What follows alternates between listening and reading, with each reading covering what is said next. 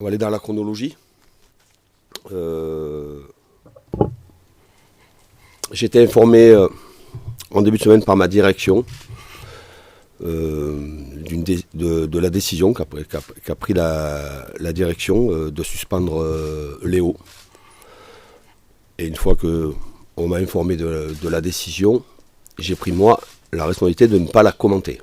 Je suis salarié du club, une décision est prise, je ne la commente pas. Je n'ai pas eu à prendre la décision. Je n'ai pas eu à prendre la décision. J'ai été informé de la décision et je me plie à la décision qui a été prise. Il y a quand même un gros décalage entre tout ce que vous pouvez dire et écrire et ce que nous vivons, nous, au quotidien. Mais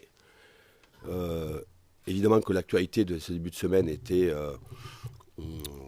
la suspension de Léo. Il y a évidemment les contre-performances. Et ça, on ne se cache pas derrière quoi que ce soit.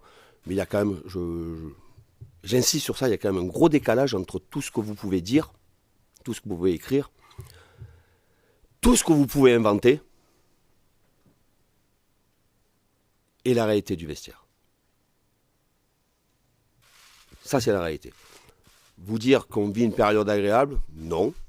Ça, je vous l'accorde. Mais il y a un objectif à atteindre. Les joueurs travaillent.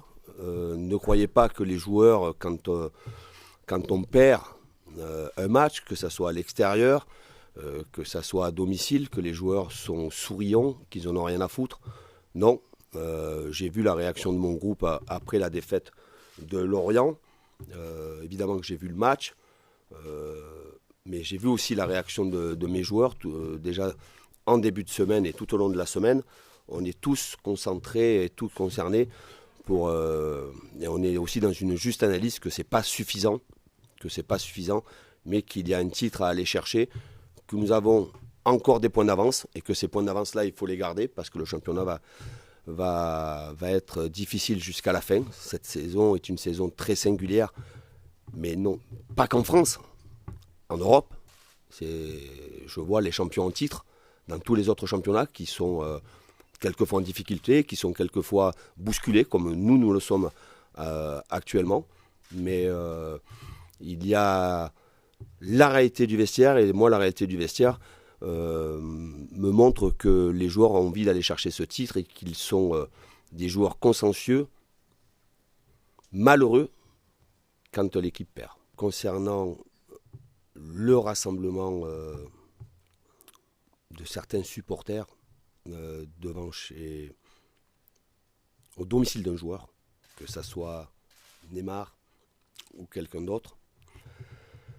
Je dis qu'il faut toujours faire très attention à cela et que la vie privée doit rester la vie privée. Je peux comprendre la colère, la déception de nos supporters.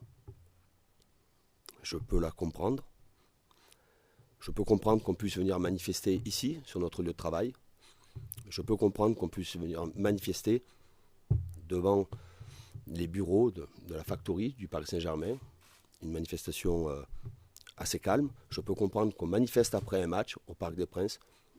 Je n'accepte pas qu'on puisse aller au domicile de qui que ce soit Neymar ou quelqu'un d'autre.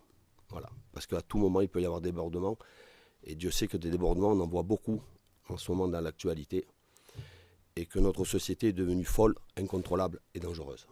Et qu'il faut faire très attention. Sur un plan personnel, je suis concentré sur mon travail, sur la gestion, non pas sur la gestion des matchs, mais sur l'effectif. L'effectif est malheureusement affaibli match après match par des blessures, par des suspensions. Je disais juste avant qu'il y avait 5 points d'avance, mais que on a cette saison un deuxième et un troisième qui ont un nombre de points importants et qui sont sur une grosse dynamique, et qu'on n'a pas le droit au relâchement, et que je précise encore une fois que les défaites que nous avons pu subir ne sont pas des défaites liées au relâchement. Je pense que c'est lié aussi à un contexte d'une saison difficile sur un plan physique et encore plus difficile quand match et après match on subit des blessures qui sont des blessures